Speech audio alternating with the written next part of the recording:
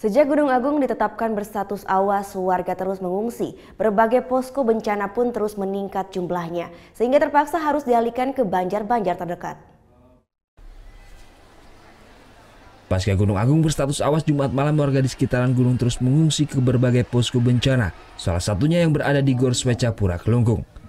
Di posko bencana ini jumlah warga yang mengungsi terus meningkat. Hingga Sabtu siang jumlah warga yang mengungsi di posko bencana ini mencapai 4.000 lebih pengungsi.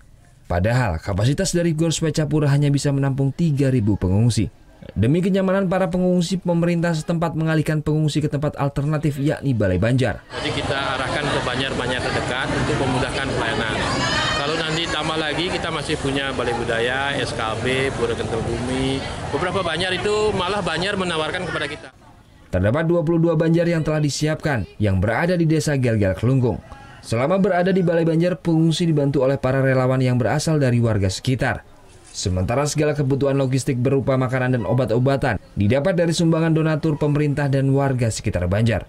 Untuk sementara kita sumbangan dari berbagai warga dan juga dari teman-teman relawan semua yang sudah memberikan sumbangsinya yang berupa air minum, super mie, telur dan juga sayuran. Sejak Gunung Agung berstatus awas pada Jumat malam, seluruh warga yang berada di radius 12 km terus dievakuasi agar terhindar dari kemungkinan erupsi Gunung Agung. Tim Liputan melaporkan untuk NET.